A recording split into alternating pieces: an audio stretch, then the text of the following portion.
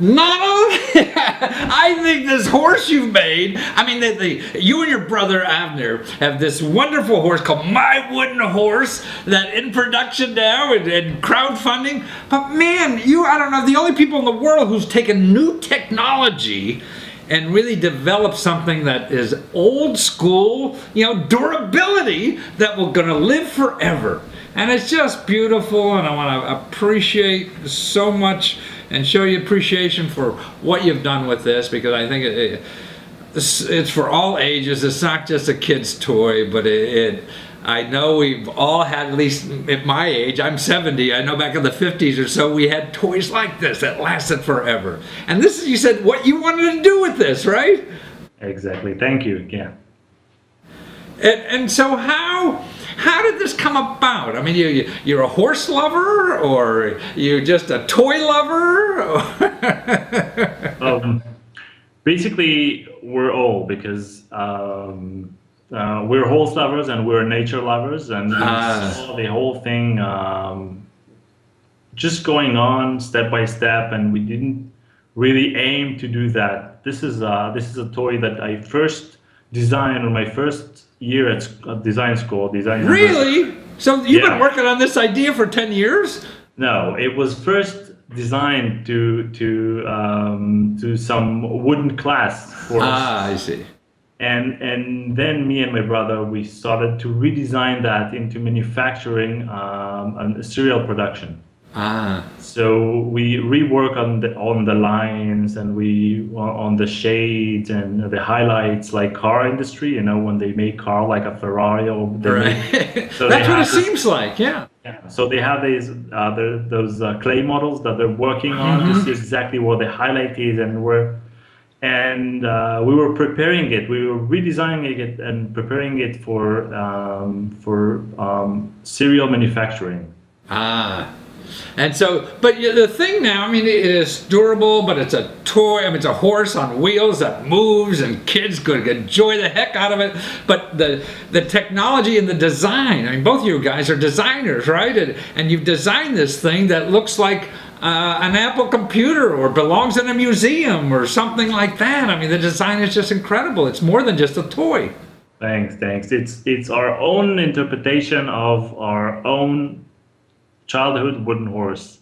It's a design version of the same old good toy. So now, I mean, because it's handcrafted and these things are elegant, if people go on Kickstarter and watch the video of you guys making this, I mean, you are obviously it's a labor of love. I could see you sanding and doing everything, and you and your brother, I mean, it looks like you're giving birth to every one of these things.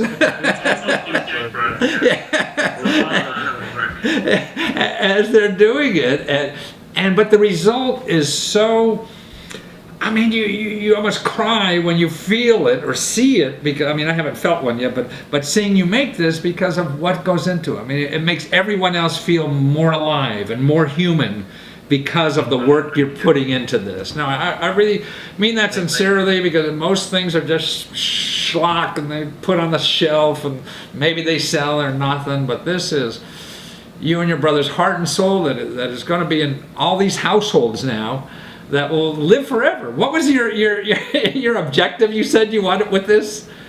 So yeah, exactly what you say. So I mean, it's design. So it's we wanted to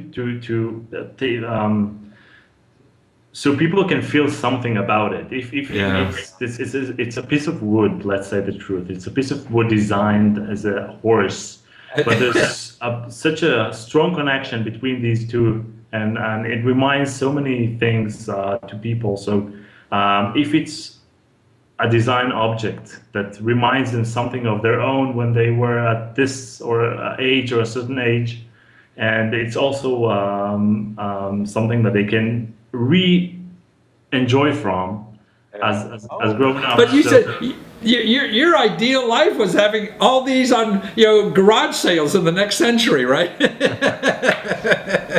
Maybe the garage sale of the next century, but we didn't want that even that object would end up as in a garage sale. So you get your whole garage out, but you leave this one at home. I see. Well, maybe it goes to another family, see, because it can go and you're giving forward. But more importantly, the thing, it's not just a tits koi. I mean, to me, it's almost a sculpture. It's a work of art that's movable. It's really a movable sculpture that you can have on your desk or your living room or somewhere. Beautiful colors, the lacquer, it looks like you painted Ferraris instead of these wooden horses. That it's really, movable sculpture is what I would call it. It's just beautiful work. And so you're raising money. Why are you raising money on crowdfunding for it? Why? Because in order to get, okay, so the story is that at the beginning we used to make these pieces by hand by hand, each one. Wow. And it was really our own fingers doing that stuff. But this is really expensive. And so many people ask from us these horses, and we really wanted to give them, but it cost a lot of money without profit even. Right. So we decided to go to industrial scale production. I see. We decided to get the files into factories that we know and we choose, and we know they use only child-safe paintings and colors. And in order to get this production line going, we need some money to pay the factory. I see. To buy the wood, to buy the workers, to pay the workers, and to get the system going. So this is why we need to crowdfund. So more people now can have your sculpture in their living room without having to do them one at a time, right? Exactly. Yeah, and I guess that's the beauty of what's going on. And also, what's interesting, what you did is that if I have a 3D printer, you like for just a few dollars, you give me the design, and I could print one out at home myself. Huh? Yeah, we wanted to let the opportunity for first to make it high tech, because it's an open source. At the beginning, so many people ask us, and what if you're being copied? So I said, okay, I know if it's good, we're gonna get copied. So that's how I am. So we decided just to deliver the files. Here, you want to cheat? Here. Yeah, the horse don't even copy. You have it. You just do whatever you want to do with it. And then you have 3D printing, so you can get a smaller model of that. And if you know a little bit about computers and CAD design softwares, so you can scale it and make your own. We don't care. We want you to have it. Oh, that's wonderful. I mean, I think that's what life should be. I don't know. One of the most famous inventors in our country was Benjamin Franklin, and he didn't believe in patents. Everybody should improve things and keep it open source. He was the original open source guy. No, it's not totally open source. I mean, we have a design patent for that. We registered that as design patent, but if we give that, so you don't copy that. We give it, you bought that. I see, right. So you don't have to worry about it. It's legally yours, and you can print as much as horses you want. No, that's wonderful. Well, it's so wonderful to have you in this world, man. And I think that anybody's done, I mean, the horse is only like $40, $50. It looks like a $200 product in my mind, And I guess it is if you buy one by one now, but now it's such a wonderful item for any age. And I really think that, God, whether you're a horse lover or not, I mean, it's wonderful artwork.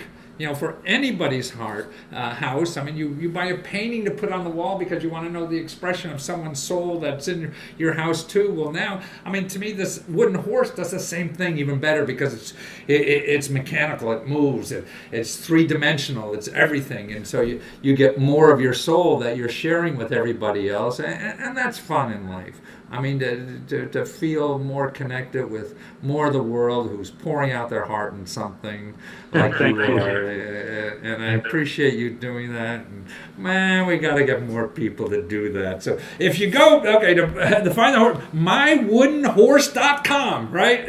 Yeah, mywoodenhorse.com, and you can get from there to Kickstarter. And no matter what you do, watch that video of you making this thing, because that's going to show you what life is really about. Pouring your heart into something. Well, thanks for pouring your heart into this, Netta, and helping the rest of the world too. Thank you very much, Matthew. Thank you.